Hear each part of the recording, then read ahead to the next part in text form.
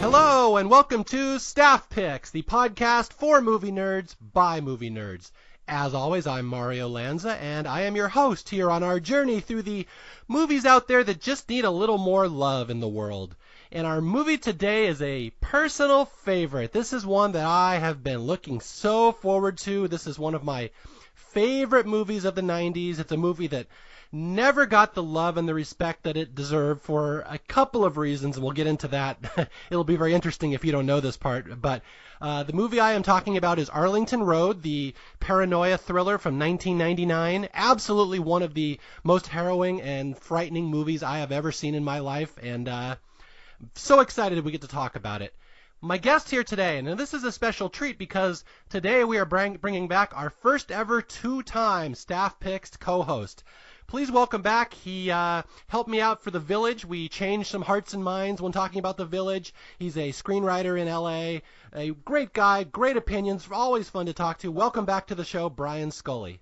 Thank you, Mario, and I truly cannot wait to do this podcast 3 more times so I can be the first 5-timers club member. I'm very much looking forward to that. Oh yes, I've already got your celebratory jacket picked out for your 5-timer introduction. Outstanding. Man, you really know how to host a podcast. Yes, thank you for having me because I love Arlington Road. I've loved it since I read the script back in 1998 when the movie had not yet come out, but the script was actually available on a couple of websites that you could buy them from, like Scripts. I think it was Script City it was called. And when I saw the movie in 1999, when I did a double feature of that and Blair Witch Project, my friend and I were just in absolute horrified hysterics, and I've never understood why people trash the movie. I've loved it so much for almost 20 years now, and the fact that we get to talk about it is going to be amazing. Now, I'm very curious. We'll get into the script part because that's something I don't think a lot of people know about this movie, that this was a script floating around for years before it was made into a movie. But so you saw this with the Blair Witch Project. I'm just curious, which one of the two movies did you think was better that night? The thing is, I wouldn't know what to – I can't make that kind of judgment call because here's the thing. Arlington Road warmed us up, and Arlington Road definitely put us in a very severe state of dis-ease because we – and I'm saying dis-ease as opposed to unease because I feel like it's just like the movie has a very bleak, toxic feel to it, intentionally so. And we walked out of the theater around 10 o'clock at night. And, of course, this is when we were in high school. So we were – my friend's mother was driving up to pick us up. And we were in such a mood because of this movie. It just, like, brought us down to such a low place. But it was a place we really got excited about because we were just thinking thoughts dramatically that we hadn't conceived of before. And we were like, You want to double dip here? Do you want to like go for broke? Because apparently Blair Witch Project's really going to be scary and dark and haunt us for the rest of our lives. Let's do that. Convinced her mother to let us do a double feature and come pick us up again at like midnight. And so we walked into the Blair Witch Project right away. And my cat's about to make a lot of noise.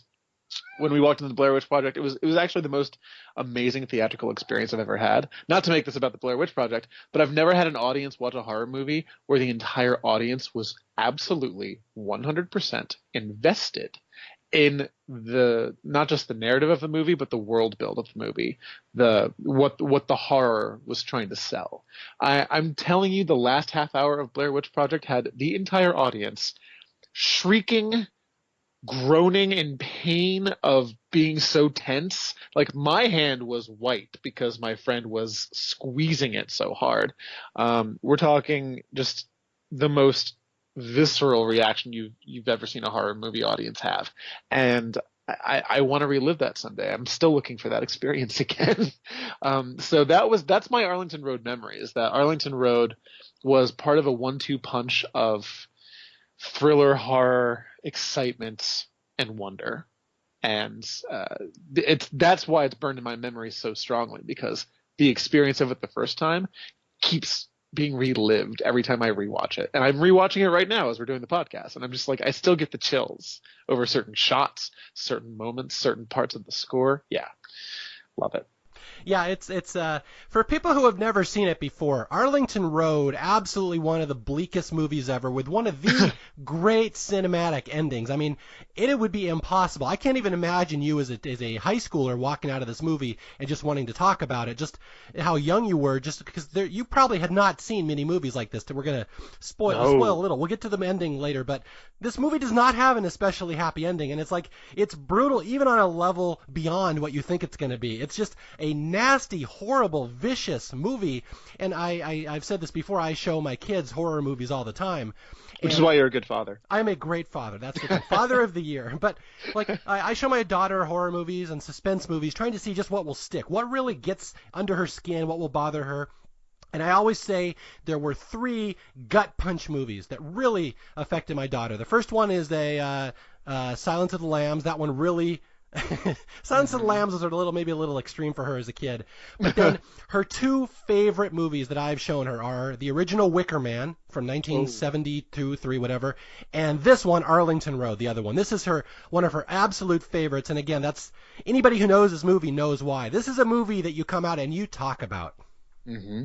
And the thing is, when the movie first came out, it was 2 years away, and not to make it even bleaker in real life circumstances, but 2 years before the movie came out, I'm sorry, 2 years after the movie came out, 9/11 happened, and this movie was I don't want to say an omen, but maybe I'll say a harbinger.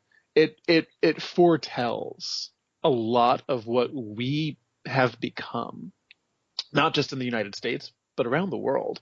And I feel like you showing your daughter this movie and the way she reacts to it now, it's not anywhere close to the way we reacted to it when we first saw it. And that's because the world was completely different. What we have become as a society in America, what other people see us as, all of these sort of socio-political what's the right word for not good words, not good things. This movie gave us before we even knew what we were. It showed us what we were, and no one really knew how to handle that. The reviews were not kind. The reviews thought that this was just a step too far, that this was taking a leap off the edge of reality in so many ways. And no, this is actually an incredibly realistic movie. To see this movie through our current lens 20 years later, it's almost frightening how close this is now to how we regard ourselves as a society. And I think that's why your daughter responds to it so well. It's funny you say that, because I had an almost entirely opposite argument to you there. And this is only because you may be a little young for this other argument. Okay. Because the thing that I specifically remember about this movie, and again, for people who don't know it, this movie is about urban terrorism, about, white militia, right-wing groups in America bombing things. And that was very much in the news leading up to 1999. I don't know if people remember that. You may be too young, but that was all that was happening in the U.S. in the 90s. That was one of the scariest times of my lifetime. I remember this because this was the big threat, that these militia groups, these people would stockpile weapons, and the government would go in and try to stop them, and there'd be all these fights, and there was these big anti-government things. So this was very much happening in the world leading up to 9/11. Again, you may see the world and this movie in a different lens since 9/11, but this movie was very much of its time, because that was a very valid thing going on in the U.S. at the time. And that's, again, the big story in the news now is foreign terrorism, but in the 90s, again, this was very much a thing in the U.S., the right-wing homegrown terrorist. That was the thing everyone was frightened of because it was happening. Yeah, you had your Ted Kaczynski, you had your Timothy McVeigh, you had the government catastrophically screw up raids and hostage crises like Ruby Ridge and Waco. You had situations where it truly wasn't us versus them of what some would call patriotism and what others would call extremism. And I remember all of that, actually. I remember I wasn't old enough to actually appreciate what was happening, but I vividly recall things such as Waco, watching watching that fateful day when everyone burned alive. I think it was like day 58 or something of the standoff. I remember those images, and the thing is, I remember not feeling anything watching them, which when I look back on, I'm almost scared by. I'm almost disturbed by the fact that as a child, that should have actually affected me more. And I was already desensitized to it. So it's weird. Like, you as an adult, you were more of an adult than me. Arguably. It's debatable. You were so much more scared than I was, and it was not registering for me whatsoever. There's a couple real life tie-ins to this movie, and I'm not sure. Are you even aware of this one? Are you aware of the tie-in between this movie and Columbine High School? Not off the top of my head, but I think that's something that you need to talk about right now because I'm curious. I might have heard that a long time ago and just forgotten, but I'm not sure. Okay, yeah, this is something I absolutely wanted to bring up on this podcast, and gets into why this movie was not well received. This movie has the unfortunate distinction of coming out like literally right after Columbine. Oh, yes. And it was supposed to come out earlier. Columbine happened in April of 1999, and anybody who knows that story knows how horrible it was, and it was all over the news. And I think this movie was supposed to come out like 2 weeks after that. Mm-hmm. Yes, I remember that. And it was quietly, they quietly buried this movie because it's so close to Columbine, like what really happened. And this is what a lot of people don't know, is that Columbine, and I'm going to maybe blow your mind if you don't know this, but it was not a school shooting. That was a bombing. There's a kid, Eric Harris, and he was going to go out there and he was going to top the record set by Timothy McVeigh when he blew up Oklahoma City, when he blew up the federal building, that Eric Harris wanted to pull off this mass terrorism event. He set these bombs up for his school, and that was his thing. He left all these diaries, and that was his thing. That was his homage. He was going to break the record of Oklahoma City. It was even scheduled for the same day a couple years later, I think 4 years later. But the thing is, since his bombs didn't go off, everything this kid plans, he screwed up. None of it happened, so it ended up being a school shooting because his bombs didn't go off. And like, he was probably so furious because, like, if you read these books about Columbine, he did not want to go down in history as a school shooter. He thought they were the lowest form of life. These losers had no grand plans. And that is because the way Columbine was reported, it became a school shooting, even though it wasn't. It really was a bombing exactly like this movie. And that was the one thing that the investigators kind of knew. The public didn't know, but the investigators knew. So they, I think, persuaded the studio to kind of hush this movie up and don't publicize it and maybe move it back a couple of weeks. And that's the main thing that happened with this movie. It's so close to what Columbine was supposed to be that it just got absolutely buried by real life controversy, and they kind of hid this movie. And it didn't get a lot of publicity, it didn't get marketing, it didn't get an audience. No. And that's the thing. It's just so unfair how outside events can affect movies sometimes, and that's what happened in this case. That's really what happened to this movie. It's such a great, fantastic thriller, and it absolutely could not be a hit in July of 1999. It would have been horrible. Yeah, absolutely. I mean, the same thing happened to a bunch of other productions as well. There's one episode of Buffy Buffy the Vampire Slayer, that was going to premiere, I think it was like a few days after Columbine, and it involved at one point a kid in the high school taking a sniper rifle to the bell tower. And to not give away all of the plot of that episode, which is called Earshot, he was not going up there to kill anyone else. He was going up there to kill himself. But literally the image of the rifle in the hands of a high school student on high school grounds was enough to make the WB shut down that episode. It did not air, I think, until the week before. A week before the fourth season premiered. And what was even more amazing is that the finale of that season involved the destruction of the school, because the big bad of that season, Mayor Wilkins, turned into a gigantic, old god snake thing that then got blown up by the entire school. Like, the entire school was in on stopping the big bad, and they did it by blowing up the entire frickin' high school. And the WB also went, blowing up the high school, Bombing the high school? Yeah. Oh, yeah. We can't do that. And the season finale literally didn't air until the beginning of the next season because of that.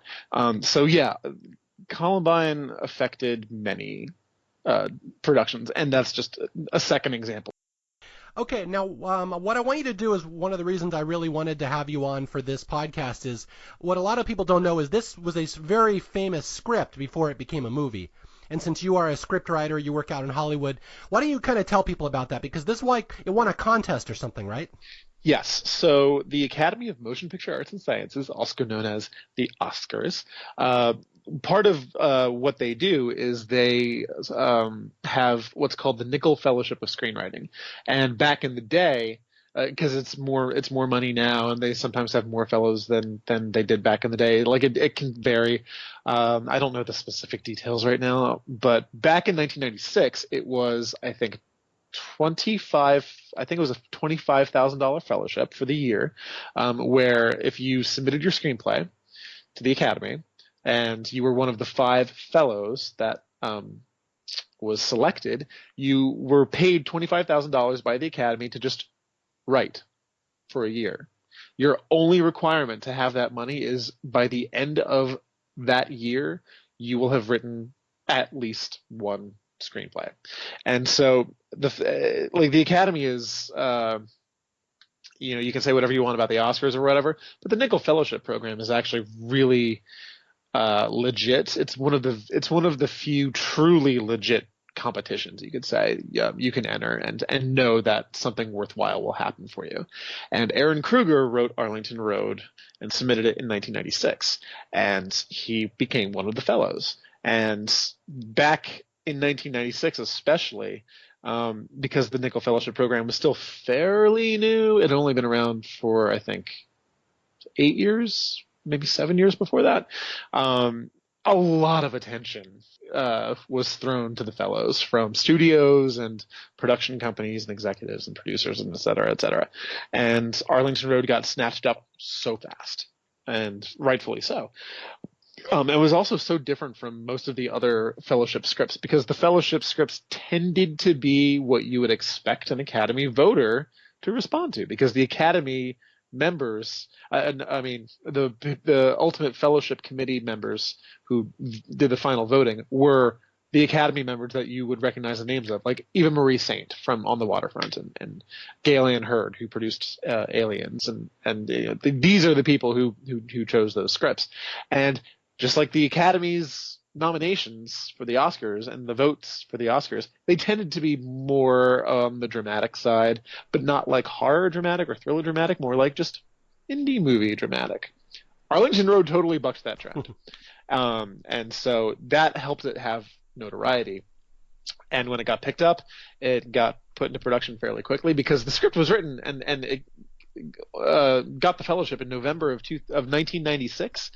And for the script to have gone into production in time for it to be finished in 1998, before it was released in 99, but it was finished in 98, that is a very quick turnaround. Like, movies don't get made that fast from the script being written to finished. That shows how much not just attention, but also how much enthusiasm was behind the project, which makes it all the more sad that what became of it is what became of it.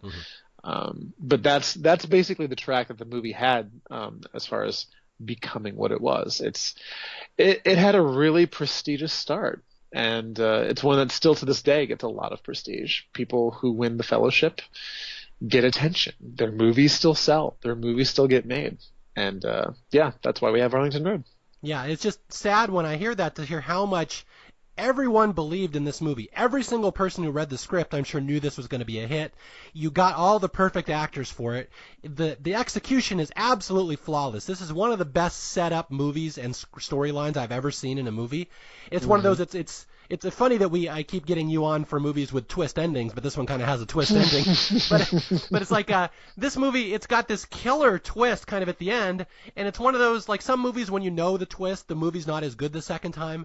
Arlington Road is absolutely not the case. When you watch it a second, third, fourth time, you can see how well it's set up and how well they connect all the little pieces, and it just works out so nicely.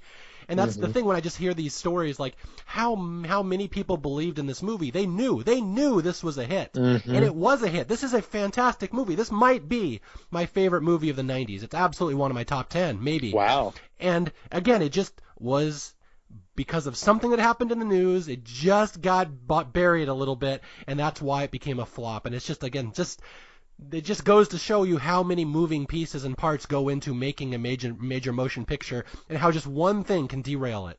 Absolutely. Absolutely. And I just realized that we've been talking now for about 20 minutes, and we have barely touched on the fucking movie. I know.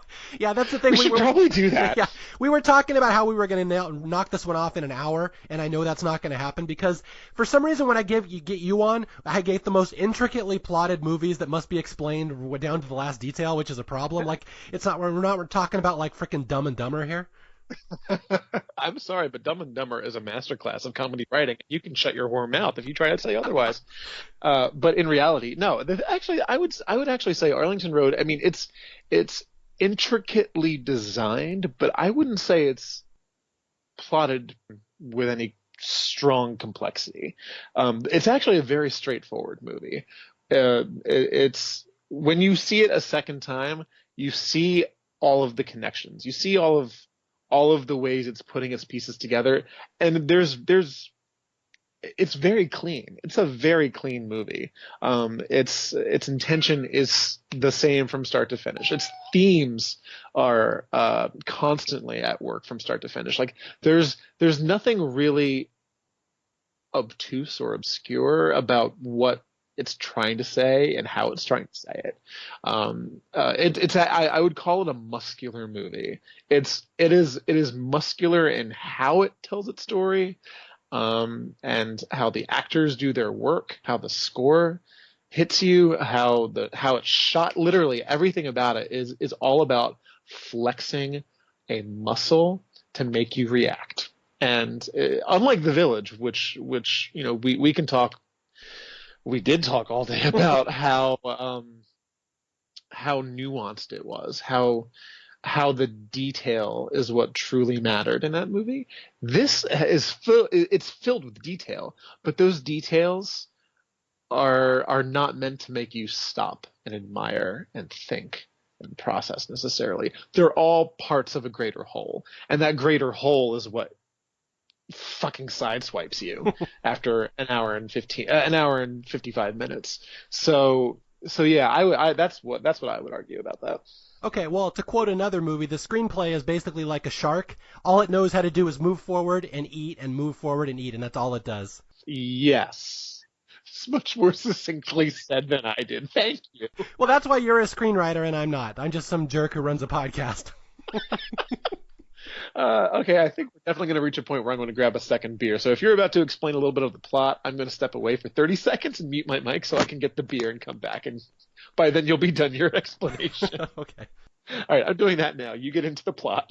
All right, so the plot of Arlington Road is thus. There is he's a professor. Jeff Bridges plays a college professor named Faraday, and he teaches a class called American Terrorism or something like that. But basically it's all about these homegrown terrorists in America, which again was a very big, valid plot point in America in the 90s. These were becoming a big deal, and it was becoming a big threat. Like you could be an innocent person just in the wrong building at the wrong time. Some militia guy is going to park a van outside and blow up the building to make a statement, and all of a sudden innocent people would be killed in the name of patriotism. And again, this was a very valid thing. So he's a college professor, he's running a class, and what happens at the start of the movie is he's got some new neighbors that move into town, the Langs, Oliver Lang, and I believe his wife's name is, I want to say Cheryl.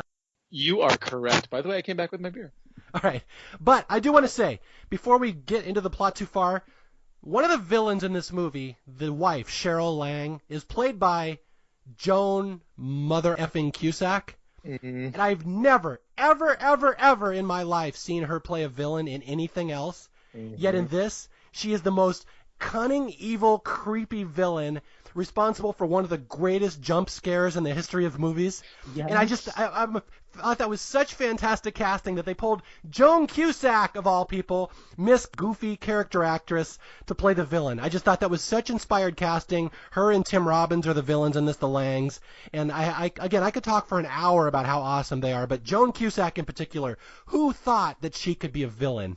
I will just raise my hand right now and say I did, because my second favorite Joan Cusack performance of all time is from Addams Family Values, where she plays the villain Debbie Jelinski. And it's a comical villain, yes, but still, my favorite things Joan Cusack has ever done, they've been villains. And so when she got to be a straight villain here, as opposed to a goofy villain, I was so excited. And yes, that jump scare is amazing. The scene where don't spoil it yet. Don't spoil the details I'm not spoiling it, but the scene where she has that beautiful transition from one strong emotion to another, and it's so fluid, and it is so unsettling. But my actual favorite moment of Joan Cusack in this movie is actually something you would blink and miss. And I'm like spoiling a little bit of the plot, kind of, sort of. But Michael pretends to have lost his keys. He's locked out of his home, so he's pretending to call a locksmith just so he can get inside Oliver's study and try to find things that he thinks might be there. And when Joan Cusack says, "Michael, you locked yourself out," and startles him, and it's a great thing where he's fumbling through an explanation of what he's trying to do. It cuts to Joan Cusack, and just, I swear to God, study her face. Watch how she is reading Jeff Bridges in that moment. And she's listening to his words. She's gauging him. She's studying him. She's processing him. And there's a moment where her eyes sort of scrunch. Her entire body just shifts. And then she realizes what she's doing, and she forces back the smile of Cheryl Lang. And I lose it every single time I see that shot, because that to me is actually more impressive. That is a world of that. That is like the history of Cheryl Lang as both the mother, the wife, and the terrorist all in one. That is a 5-second history of that character, and only Joan Cusack could have pulled that off. And I think it's the fact that she can be so homey, and she can be so relatable and funny and cute, and just sort of the friend next door that you can just sort of hang out and have potato salad and maybe a drink with, and then she will fucking blow you up with a bomb. It's like, that's what the power of this movie gives us. It's Joan Cusack terrifying us. I hope you guys appreciate Brian's ability to weave a tale through his words right there. That little paragraph or whatever that was about Joan Cusack made me want to go watch this movie again. And I know this movie off the top of my head. I don't even have to watch it to do this podcast. He's making me want to go watch the scene he's talking about, because I never noticed that. So good. I'm so happy to have you here.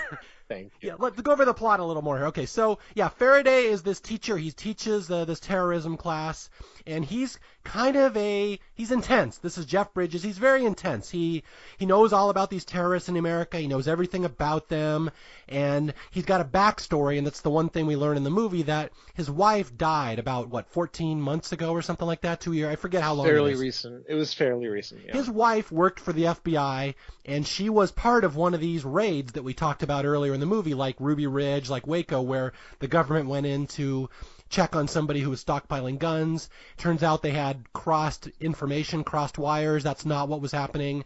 His wife died in this botched raid, and he's still not over it yet. He's still, it's still haunting him, and this will become a major storyline in the movie.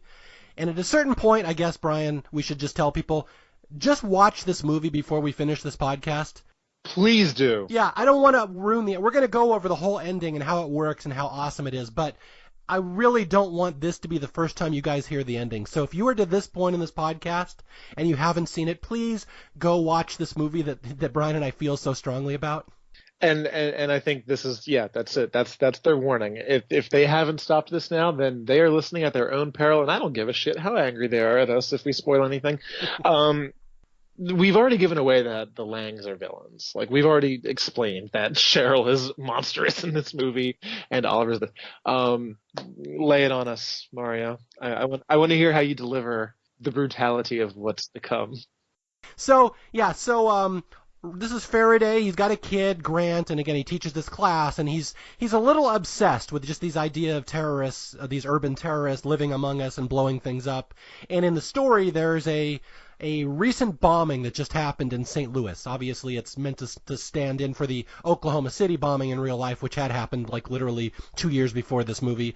In this movie, it's St. Louis, and there was a guy named Dean Scobie, a lone wolf killer who parked a Ryder truck outside the federal building and blew it up because there was some dispute over taxes, and it was determined to be the act of one person, and he disputes this. He doesn't think there was one person. He thinks there was a big conspiracy, that there was other people working together, and so his neighbors move in next door, and the very first interaction Faraday has with his neighbors is their son accidentally blows his thumb off playing with fireworks. And so Faraday picks up this kid, takes him to the hospital, and that's how he meets these people, the Langs, who are the parents of this little pyromaniac. And he just gets to know them. And he gets to know the Langs, and again, their son's name is Brady, is the same age as Faraday's kid, and again, Tim Robbins, Joan Cusack. And they just become neighbors, and it's one of these things where Faraday maybe doesn't have too many close neighbors, and he kind of laments that. He's like, I've never really known our neighbors. I should get to know these people. They're new in town, and so it goes well at first, and then he starts to suspect them. And I kind of, you may remember this off the top of your head. What is the tip-off point where he starts to suspect that these people might not be all they're cracked up to be? There's something wrong with this veneer here. Well, the thing is, there's multiple moments like that where Michael's. It's like the whole movie. It's sort of like parts of a greater whole where he'll see little bits like, oh, blueprints. Well, I mean, Oliver's a structural engineer, so he says. So, I mean, he says he's working on the Reston Mall. Okay, great. Wait, this isn't a blueprint of a mall. This is a blueprint of an office building. And then he sees in the mail that Oliver gets that he's being sent a alumni letter from the University of Pennsylvania addressed to him. But he says, oh, this isn't me, because Oliver said he went to Kansas State University, not City State. So they must have confused him with another Oliver Lang. But Michael notices in the mailbox that he just keeps getting those letters. And that's a little weird for someone who, just isn't that person.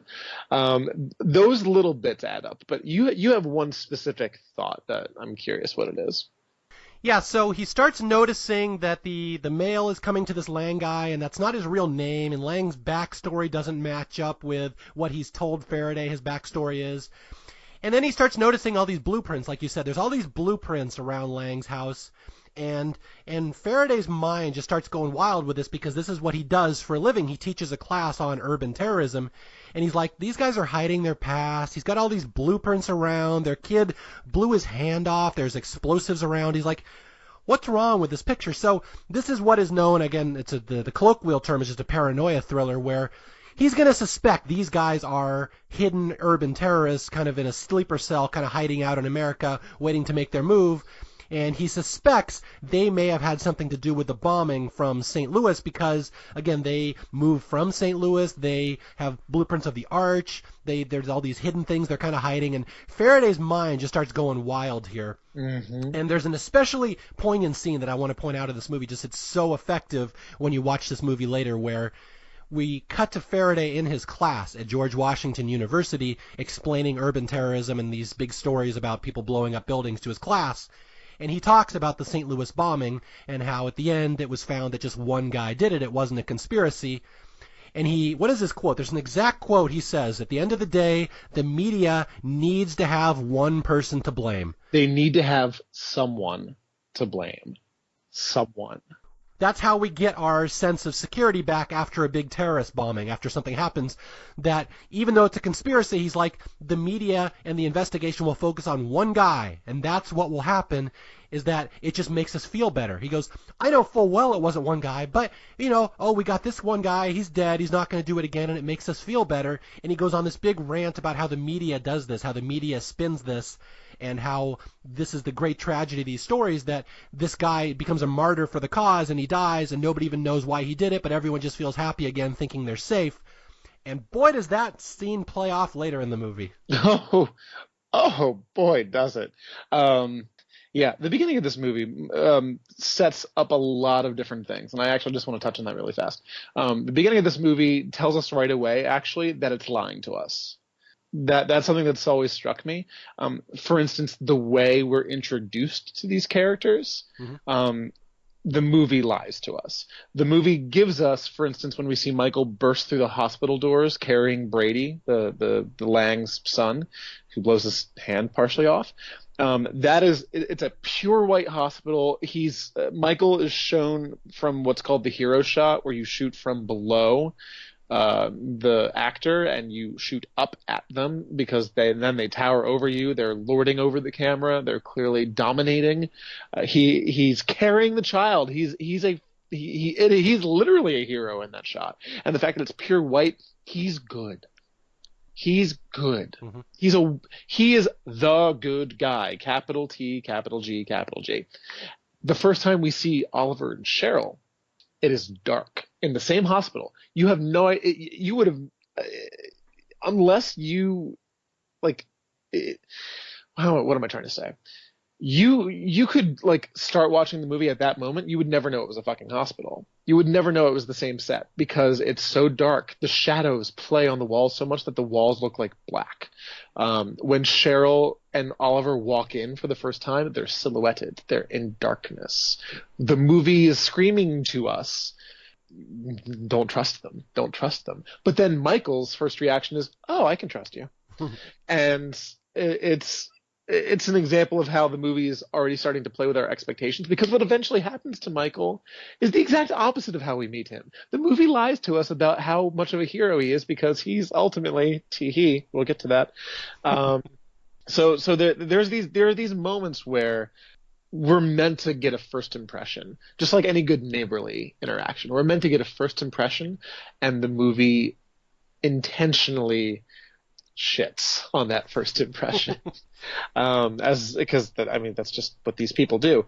And then you build on that where you have his first classroom scene as an example, where he's introducing what the subject is, American terrorism. You see all of the students flipping through their pamphlets and their syllabi and looking at the photos of the terrorists and their work and terrorism throughout history, which you could consider colonial America, the revolutionaries, to be terrorists. Mm-hmm. They're included in that course.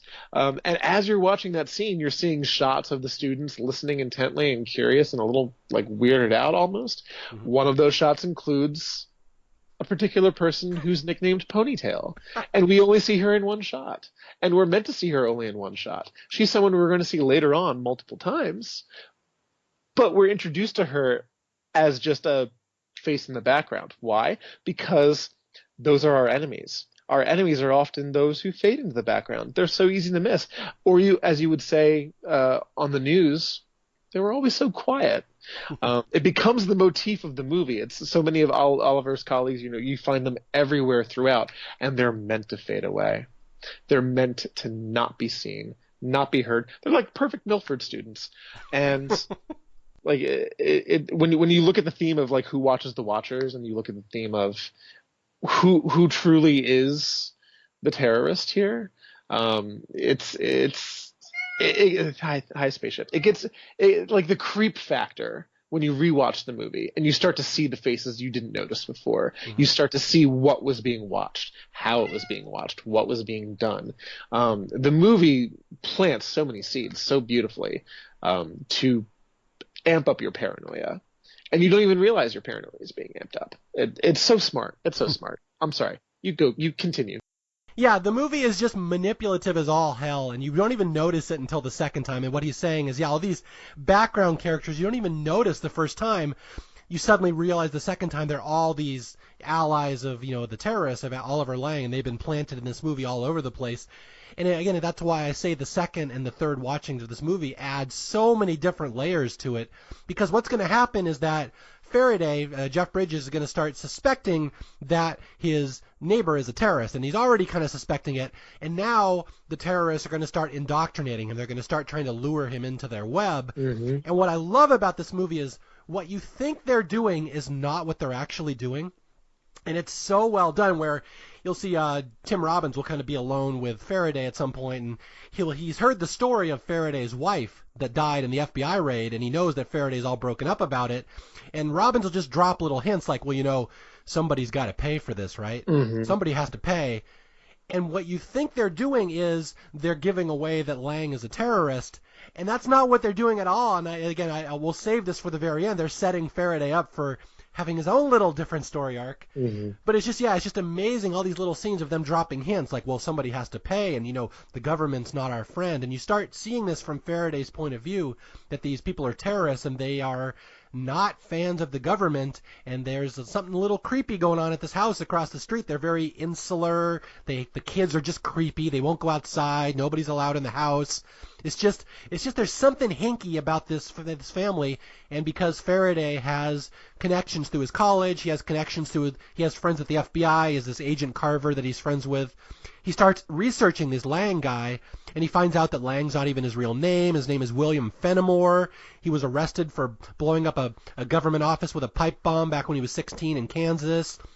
And he apparently changed his name. So, again, all the paranoia is just building and building and swirling in Bridges' head, in Faraday's head. He knows this guy is a criminal. He's got a bombing background. He says all the things that terrorists say, that something has to be done about this guy. So he just researches it, and this is where it's all going to start spinning out of control in the last hour of the movie.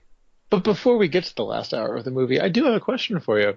Do you feel like, when do you feel like, because I have my own opinion very strongly of this, that Oliver and Cheryl make the choice that Michael is someone they're going to exploit? When do you feel like that happens? Do you feel like that happens before we ever start the movie? Do you think that happens before Brady blows up his hand? Do you think that Brady blowing up his hand is part of a plot?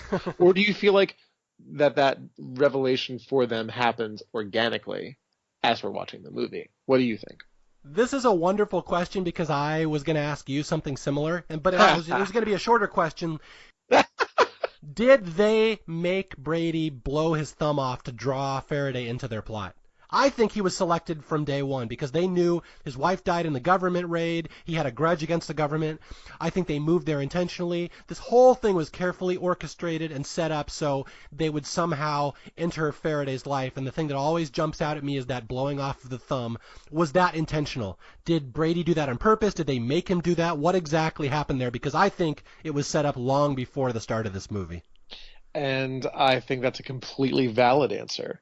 I offer the counter-proposal. Mm-hmm. And I'm not saying one is more right than the other, because I love that this movie just there's so much room for you to have multiple answers, and they're all right answers, because the movie doesn't give you a definitive a path one way or the other. I could also strongly argue that Oliver has no clue about Michael until Michael makes the reference to his dead wife when they're at Oliver's house, the Brady coming home party. And, they're barbecuing, they're having this, they're having that. Michael and Oliver just drinking some beers at the end of the night after, all the kids have calmed down and the party's kind of, petered off. They've been talking for hours and hours, and this is the first time that Michael slips about his wife. It's a two-shot of Michael in the foreground and Oliver in the background, and Oliver's out of focus. And then as soon as Michael makes the reference to, my wife, ever since my wife, and he can't finish the sentence, you have a rack focus to Oliver, and he turns his head. He hears that. And there's a beat where he's processing that before he continues on by saying, something about, I forget the line that he says about Grant, Michael's son, about, how we help our children in times of crises. And then after that, several scenes later, we have Oliver and Cheryl have Michael and Brooke, his girlfriend, over to dinner. And you have Michael and Cheryl discussing politics, like gritty stuff, while Brooke and Oliver are talking about family life, just good, wholesome things. And I would argue that it's that dinner scene where they are building profiles of Michael and Brooke. They're building legitimate profiles for what they're going to do because they have found their mark and they need to be ready.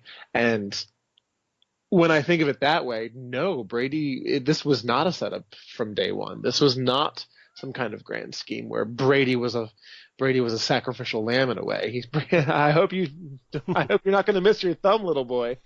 And that it really could have just been an interesting accident, an unfortunate coincidence. It makes it a different kind of movie, but for me, it makes it equally as interesting. Just different. Yeah, and again, neither one of those is definitively right or wrong. I do know that one of the criticisms of this movie, you'll see some of the earlier reviews, maybe not so many recent reviews, everyone seems to like it now, but at the time it was like, well, there's too many coincidences in this movie for it to really buy that it could happen the way it did so perfectly.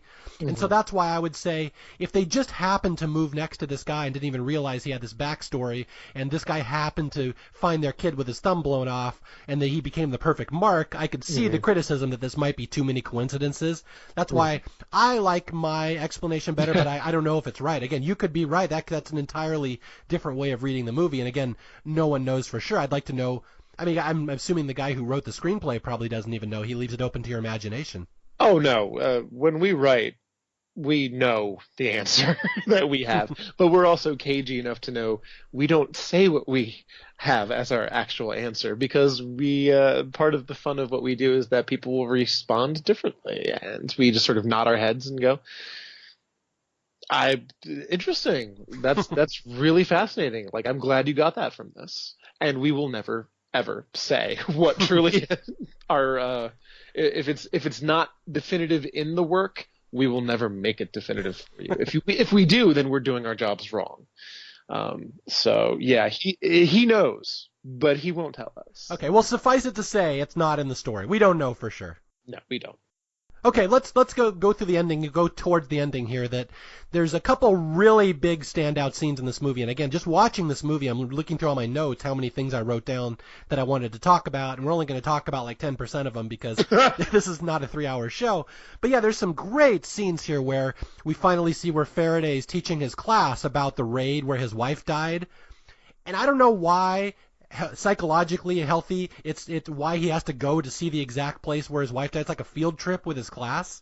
Mm-hmm. Let's go see where my wife died, and he explains it, and you see the flashback of his wife dying in this horrible raid, just a gut-wrenching scene, and you see why he's so angry that his wife didn't have to die. It was just FBI bad information that sent his wife into a death trap.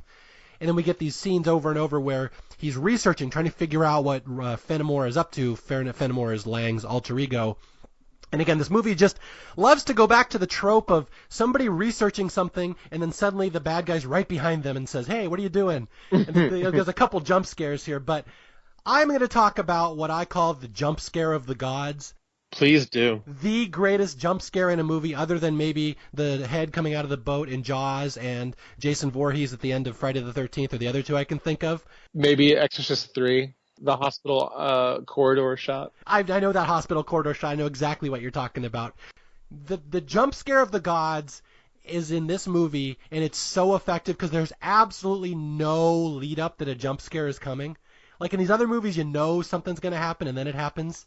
This one, there's no warning at all, and I just love the way it's done. And it's right where the shit's about to hit the fan, right at the end of the movie, where Faraday has figured out these guys are up to something. They're going to bomb something in Washington, D.C. He doesn't know what they're going to do. He just doesn't know the last part of the plan. He knows something's coming.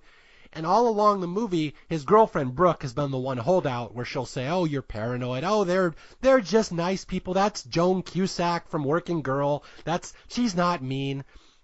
And so Brooke, this one scene towards the end of the movie, she's out shopping one day, and she happens to see this delivery van, and she sees Lang, and he's dropping off a briefcase with somebody, and she sees a big box, bulky thing being loaded into the back of a van, a big bomb-looking thing, and she's like, oh my God, Faraday could be right, that he's actually right about these people.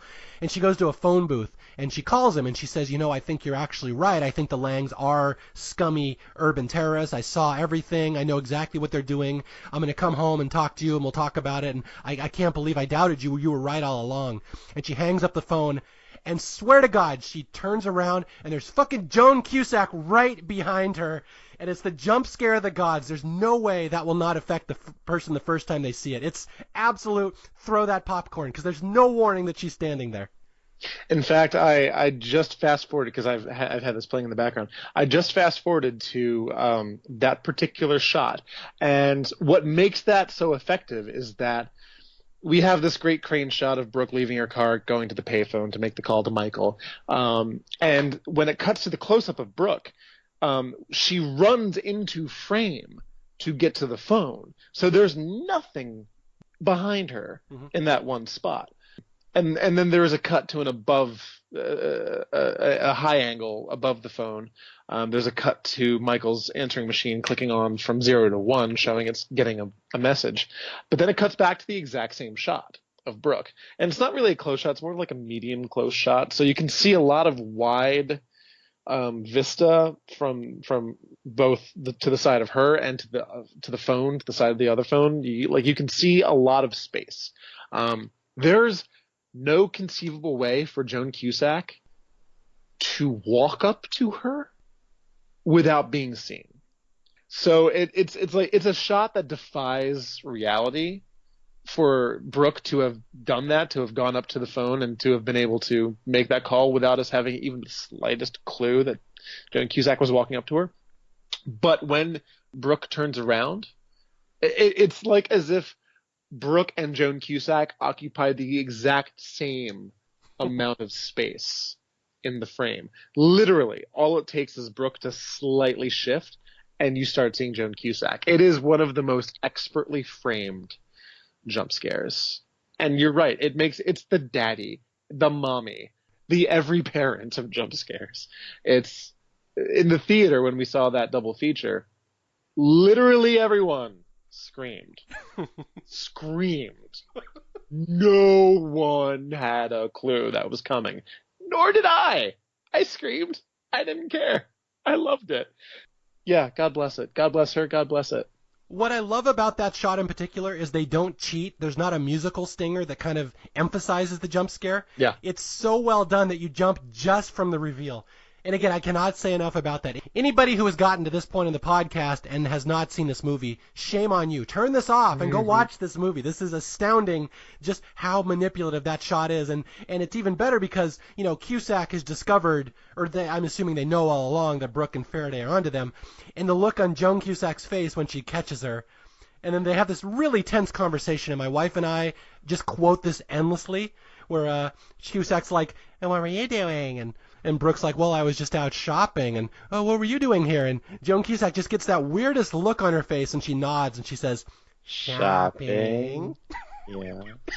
And anyway, Brooke's dead 5 minutes later. Yeah. So they kill Brooke. And boy, is that, that's, even with, again, if this movie has one of the best endings I've ever seen in a movie, but even if it didn't, I would recommend it just for that jump scare alone, how awesome it is. Absolutely. And as soon as that death happens, as soon as Brooke dies in a car accident, and of course it's always a car accident, isn't it? Yes. And Michael learns that she's dead. And he learns this, by the way, by coming home and seeing it on the news, and he runs out the door without checking his answering machine. And the answering machine might not have the message Brooke left anymore, just saying. Mm-hmm. And he spirals into despair. He learns from his friend Whit Carver, the FBI agent, who is his wife's partner, which I don't think we mentioned. His wife's partner is the FBI agent that Michael still talks to, and the FBI agent who is sympathetic and is looking after Michael as best he can, just to be sure he's all right, but also does not want to become Michael's fall guy. Right. He even says when Michael brings up, hey, the offer's still there for you to come and talk to the class, Whit says, I don't want to stand trial for you. So Whit already knows that that's the kind of relationship that's being reestablished between what used to be close friends. When Whit tells Michael that he had reconsidered and said, okay, maybe I will come to your class, he left a voicemail for Michael. And Michael's like, I didn't get any message. I didn't get any message. I'll call you back. And that's when he realizes that they're in his home. Mm-hmm. They are tapped in, as it were. And so he decides, that's it. This is my mission. He goes after Dean Scobie's father. He asks questions. He's trying to learn, what would make your son do this when I know he didn't? In St. Louis. Make sure you clarify that. Yeah, he goes to St. Louis to talk about the guy who bombed the St. Louis building. It's Michael and this guy's father both agreeing, yes, my son would never do this. Yes, I know your son would never do it, but please help me understand, because obviously the world disagrees. And that's when something terrifying happens, and that is when the beginning of the movie connects to now.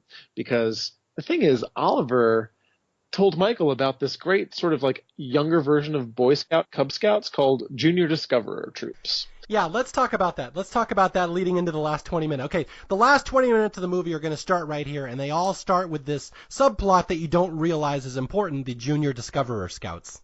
Yes, there's just like Boy Scouts, except for younger kids, as described to Michael.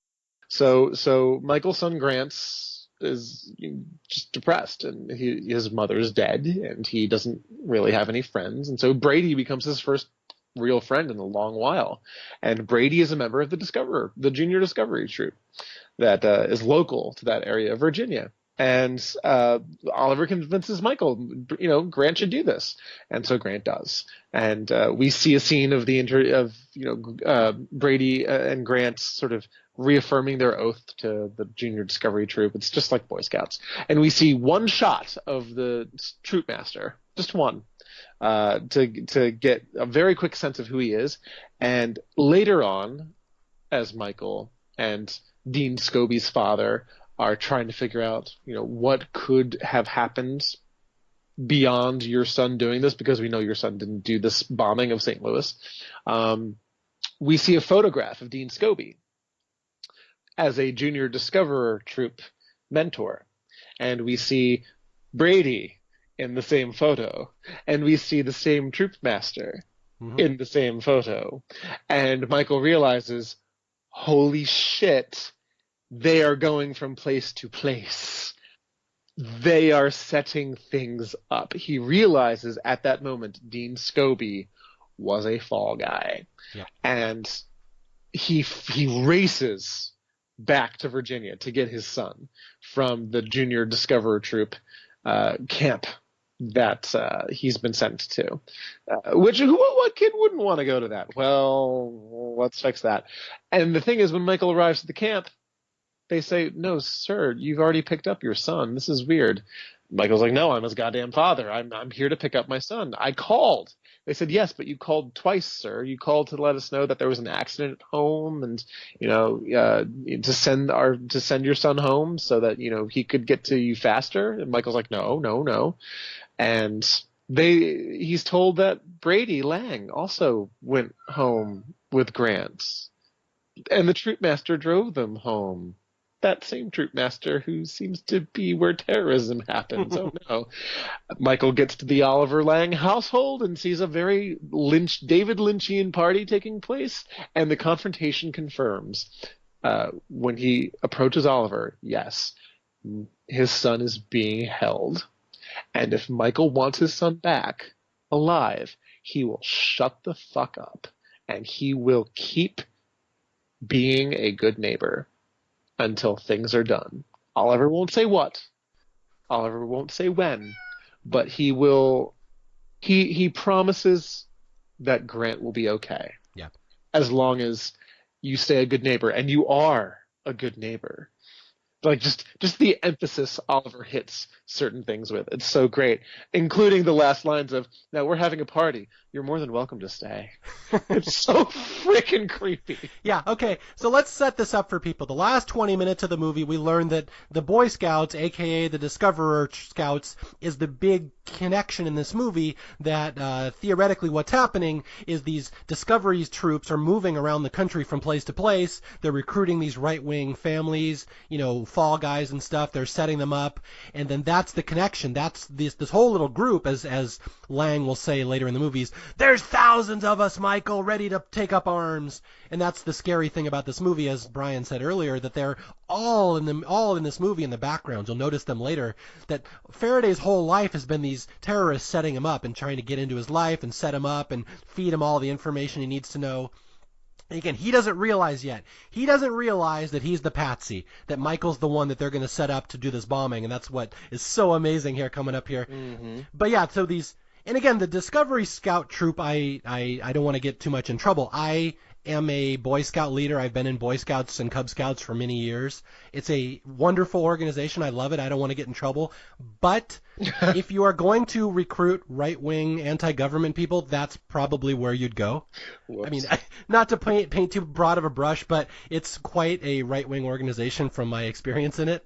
And 24 hours after this podcast drops, Mario will receive a call. Oh, yeah. No, my house was blown up. Yeah, my house was blown up. So I'm going to try to get this podcast out quickly and get my life insurance in order. Don't worry. We'll tell the world your story. Yeah, so that's what happened in St. Louis. These Cub Scouts got involved with Scobie. They set him up. They pulled off this bombing. The media found that one guy was responsible, and all the rest of the conspirators moved on here to D.C., where they're about to pull something off in D.C., and they won't tell him when. Lang says, it's going to happen. I'm not going to tell you. Just be a good neighbor. Just shut up and go back to your house. But, and here's the catch, they have his son. Since his son was on a scout camping trip, they have him somewhere hostage. And so Faraday can't do anything. He's impotent at this point. He's been neutered.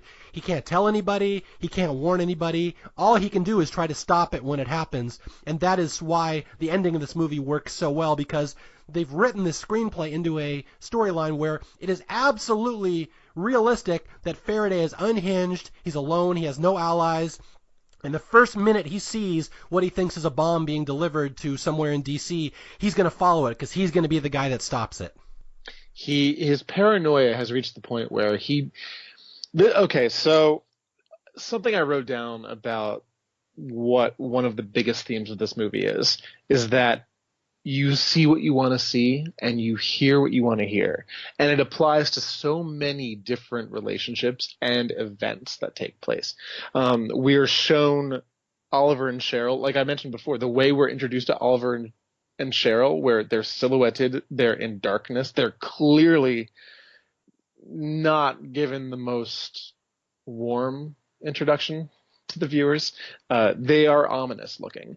But the thing is, that's not how Michael sees them. Michael sees them as something very different than what we are seeing them as. It applies to Michael's descent into madness in the third act. He sees what he wants to see, and he hears what he wants to hear in terms of the instant he sees Grant in the back of that truck. He only believes one thing, that truck, that van has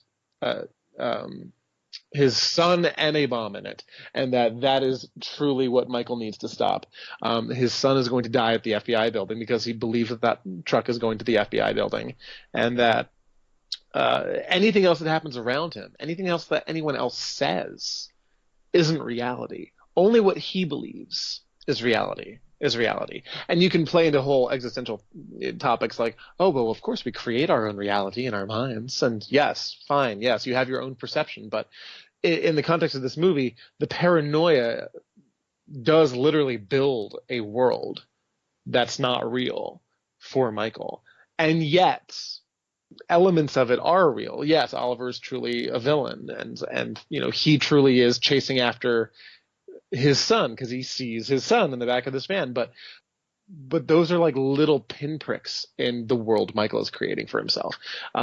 You have people see what they want to see and hear what they want to hear when they're victims, when they're watching a tragedy, when they're witnesses to it and afterwards.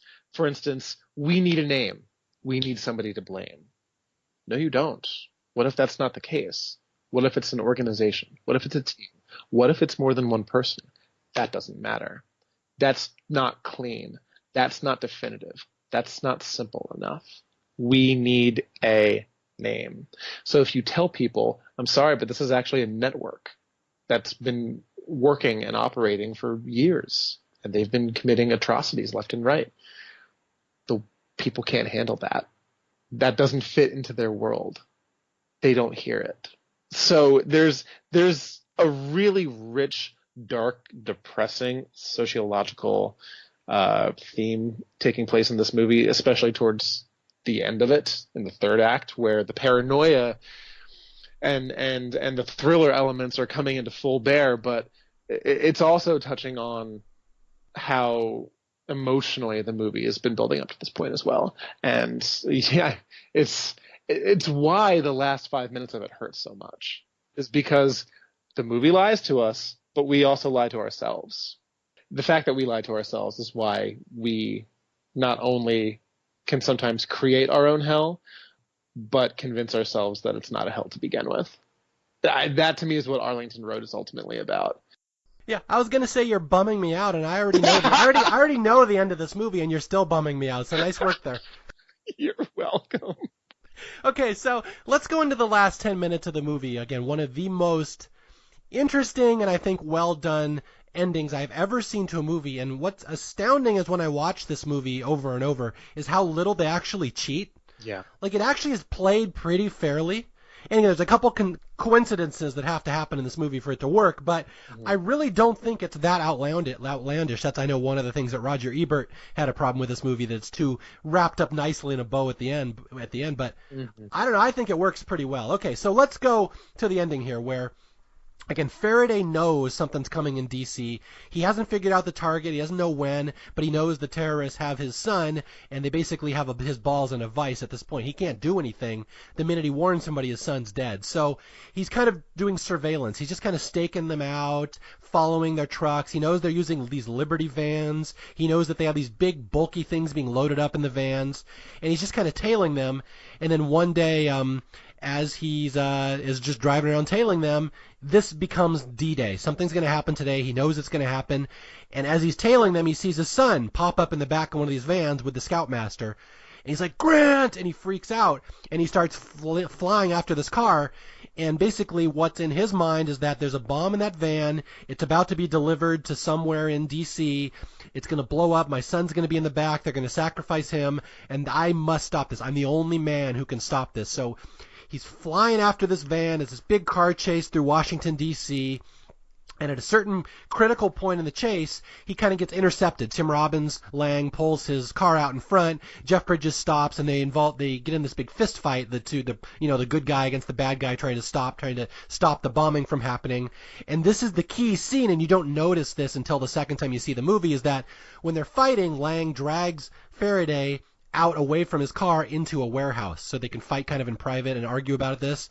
And, it's this big moment where Lang starts kicking his ass, and then Faraday, rallies at the end and ends up beating up the bad guy and running out to his car and continues to chase the bomb.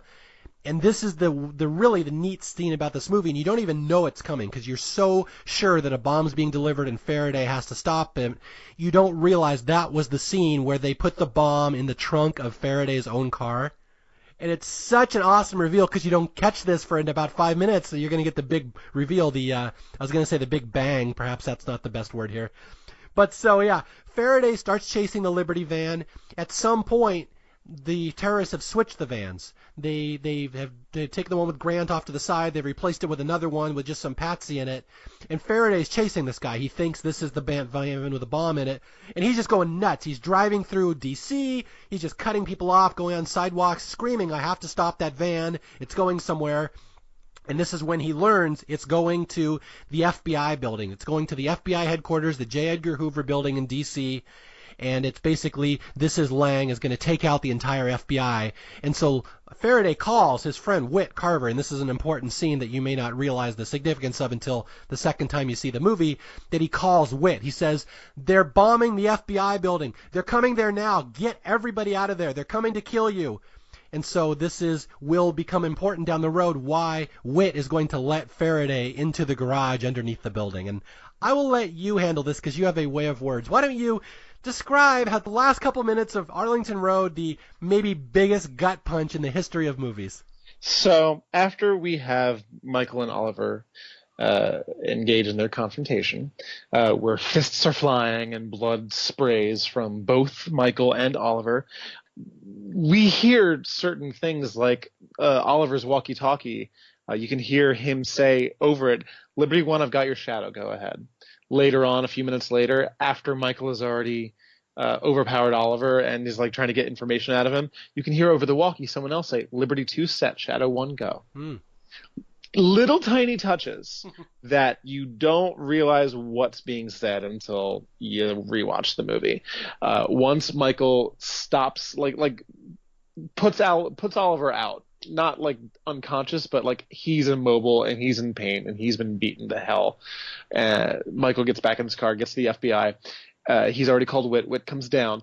Michael is screaming to the security guards, "That's the van! That's the van! There's a bomb in the goddamn van!" And Whit is screaming, "Michael, please stop." The security guards are saying that van is authorized. That is a van that's supposed to be here. That's the new delivery. There's nothing wrong here. Michael says, "Screw it," and charges into the parking garage. He goes over the security barrier even. And of course the alarm is set. So guards all over the place rush into the garage to stop him. And as we're seeing that, we get little cuts to people who are nearby the building, such as the ponytail girl who we saw in his class, listening intently to what he had to say about American terrorism. So as Michael gets out of his car in this garage, he's running to the van, and FBI agents are surrounding him, trying to stop him. But of course, he's a white man, so he wouldn't be shot. They're willing to just, try to reason with him. Interesting how that works. He's screaming, "There's a bomb in the van! There's a bomb in the van!" And finally, the driver is pulled out of the van, and it's not the driver that Michael saw. And the FBI agents open the doors to the van. And it's empty. His son is not in there. The scoutmaster is not in there. The van is clean. And Michael does not understand what's happening. Is he losing his mind? What is this? And finally, it takes Whit saying these words to make Michael realize what's happening. "Michael, the van's authorized to be here. The van is authorized to be here. We're all authorized to be here. Everyone except you." And his eyes widen. And he looks to his left, and he sees his car, and he races for it. And as he's racing for the car, we get little cutaways to the scoutmaster and his son as they're walking into a museum with Cheryl and the other Lang children. We cut to the driver of the van who just dropped them off as he has a briefcase on his driver's the front passenger seat, and he opens it, and it's a detonator. Michael's racing for the trunk of his car. And as Oliver walks across the roof of the building he was, knocked out at to get a good vantage point of the FBI building, and the detonator is about to be triggered, Michael reaches his car and he opens the trunk, and he sees that C4 was planted in his car, and he is the bomber. And you have the corny shot of Oliver saying "boom" as the trigger is detonated by the driver of the Liberty van, and the FBI building is destroyed. Michael is killed. Whit Carver is killed. Hundreds of FBI agents are incinerated in an explosion that literally destroys the J. Edgar Hoover building. And then we fade out. And we start to hear the sounds of screaming and panic because we're watching news broadcast footage. And you hear reporters say, "We don't know what's happening. All we know is this was massive. An explosion. There's an explosion and there are victims everywhere." Just all kinds of on-the-scene live reporting that you would hear in a situation like this. And you start to hear the day after conversations from news anchors. And as you're looking at footage of people processing this tragedy and then slowly start to get on with their lives. People just crossing the street, just getting on with their day, as happens in terrorism. And then we hear a news anchor say, "Preliminary reports indicate that the bombing was the work of this man, Michael Faraday of Reston, Virginia." And as we fade into that news anchor, we see that the chyron on screen next to her is Michael's picture. Michael is being blamed for the bombing. And it goes on to explain that they have investigated and come to the conclusion that he was distraught over his wife's death, blamed the Bureau, and wanted to make them pay, especially her former partner, Whit Carver, who died in the explosion. And as that gut punch hits us, we start to see interviews of his students. He was a really intense guy. It was my favorite class, but he practically broke down crying in front of us talking about his wife's death. Like, it was really weird and surreal. And then we get the Ponytail Girl.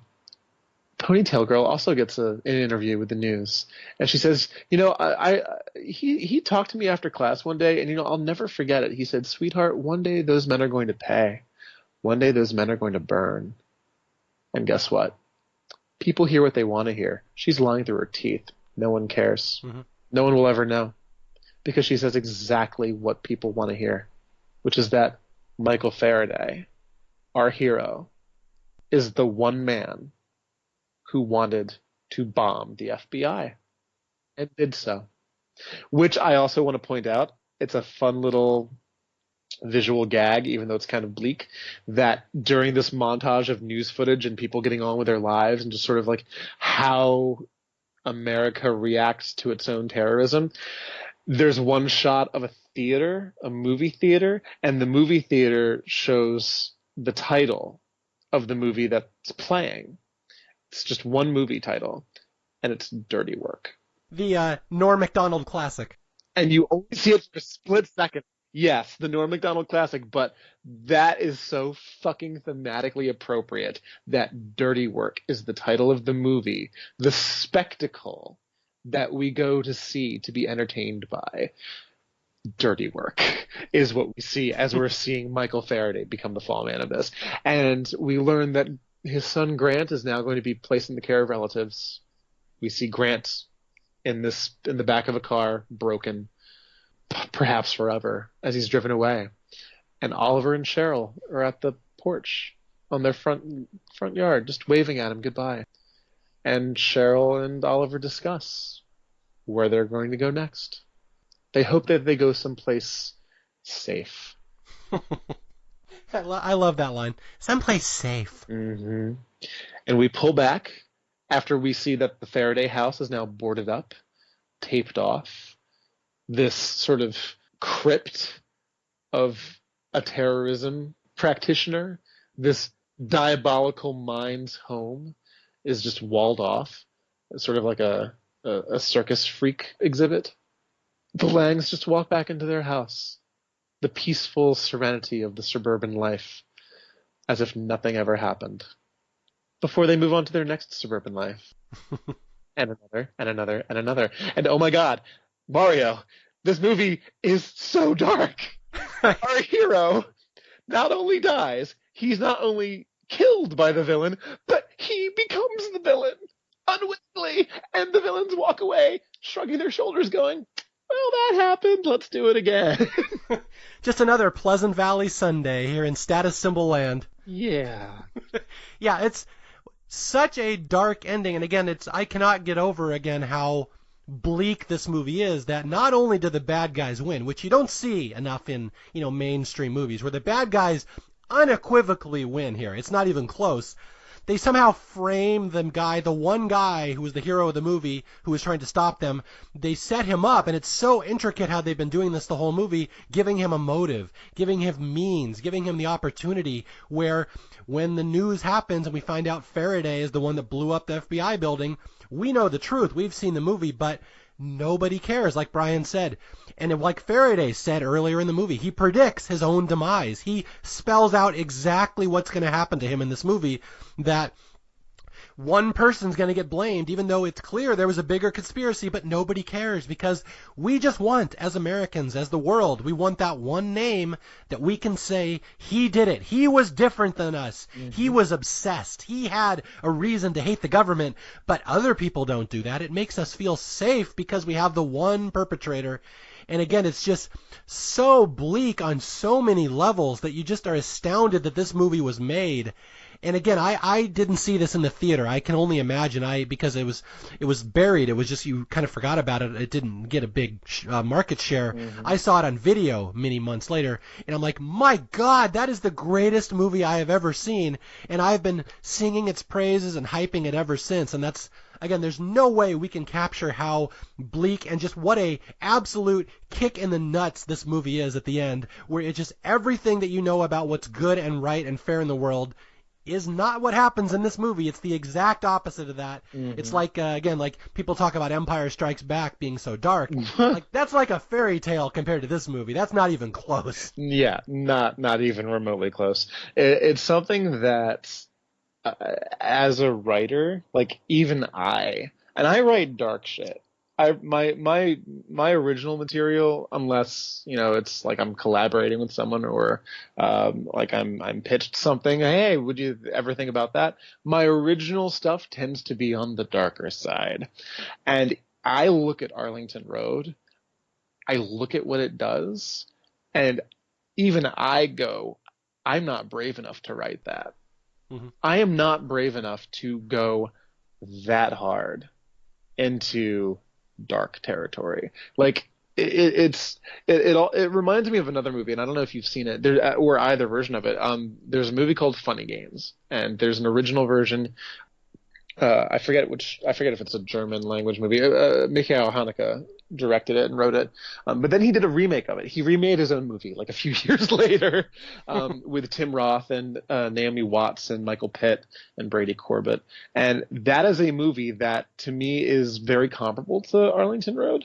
And if anyone who listens to this goes to check out Arlington Road for the first time, they're like, oh my God, this really is dark, but I really liked it in a weird way, and I thought it was really compelling and this and that. I would encourage you to check out Funny Games, because Funny Games is very much in the same vein, in that we're given a setup of something dark and dangerous about to happen. The movie promises us from the beginning, not only is everything going to go wrong for these people, but they're all going to die, and the cycle will continue.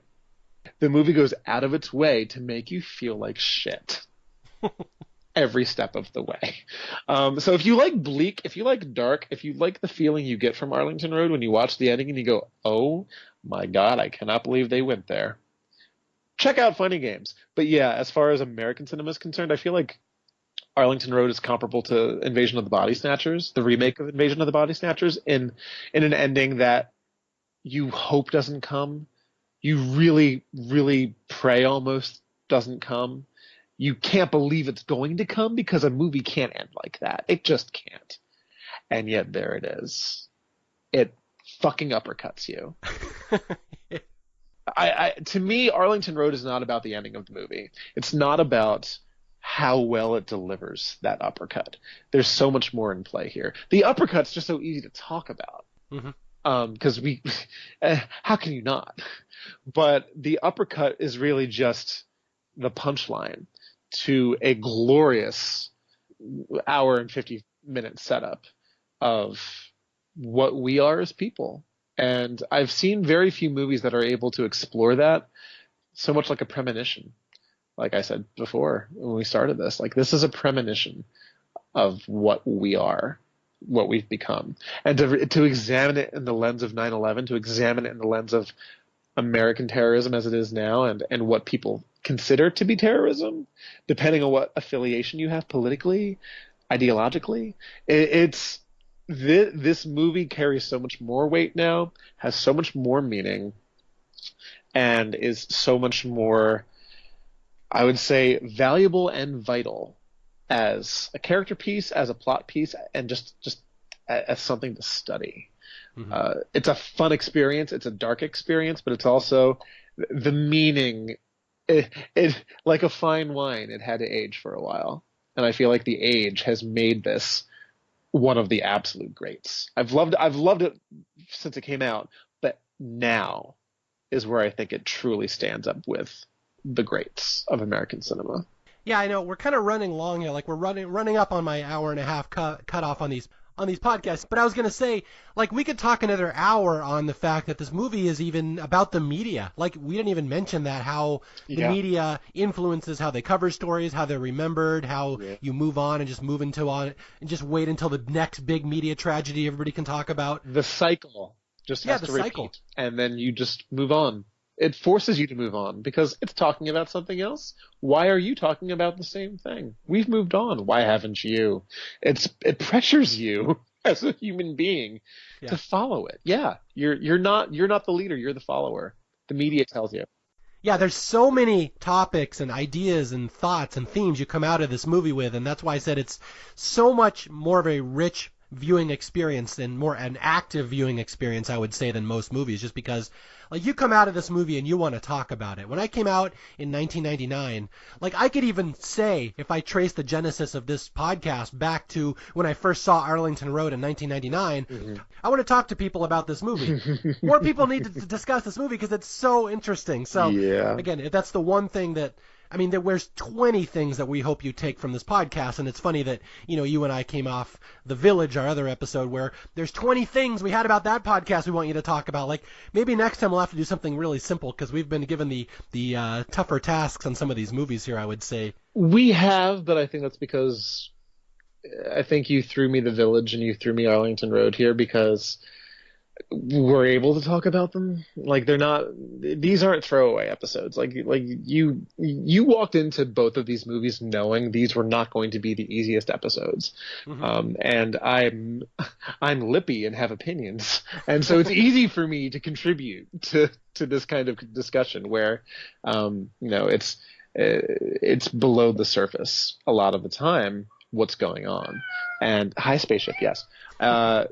So yeah, I feel like any podcast where you're truly appreciating the unappreciated has to tackle Arlington Road, and I'm so happy to be a part of the episode that does that. Like, to me, it's a 19-year circle finally completed.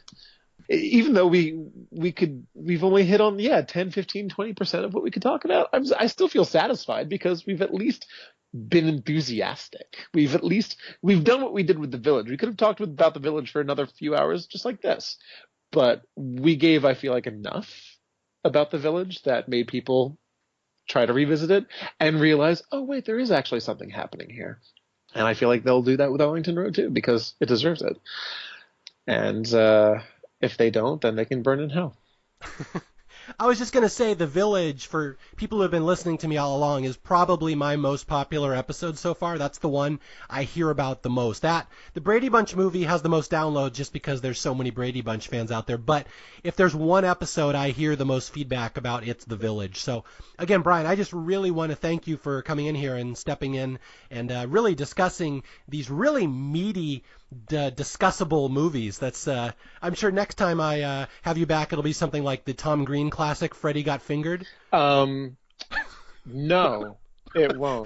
The Jackass movie, Jackass and Jackass 2. How about those? Honestly, I think if I do come back for a third time, which, let's be honest, it's probably going to happen, can we do something lighter? Like, I love talking about drama, I love talking about thriller, horror, all of that, but I won't be against a comedy if you throw it at me.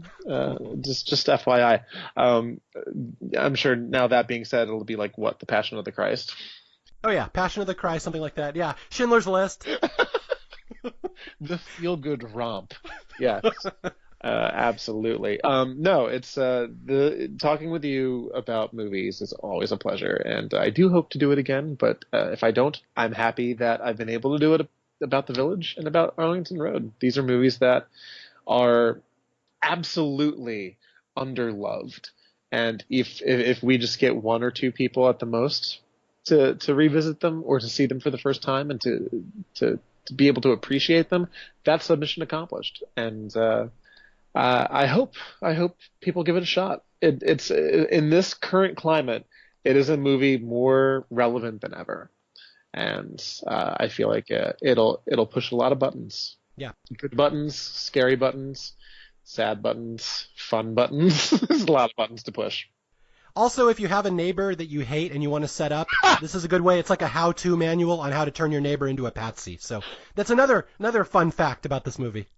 Mario, it's 1:20 in the morning, and I just laughed so loud I probably woke up the neighbors. So. Okay, well, I'll sign off here. Again, I can't say enough about you joining me. They're always fun discussions. And again, for all my listeners, thank you for listening to these episodes. If you want to talk to me, if you have any feedback, you can reach me at staffpicspodcast@gmail.com.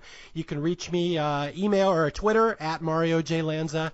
And until the next time I talk to you, I will be out there searching for more underrated, underloved movies. And more than likely, until then, I will be at the mall shopping. Talk to you guys later. Boom.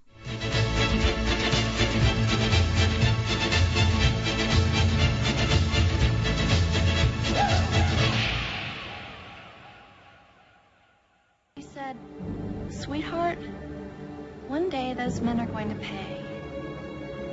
One day those men are going to burn.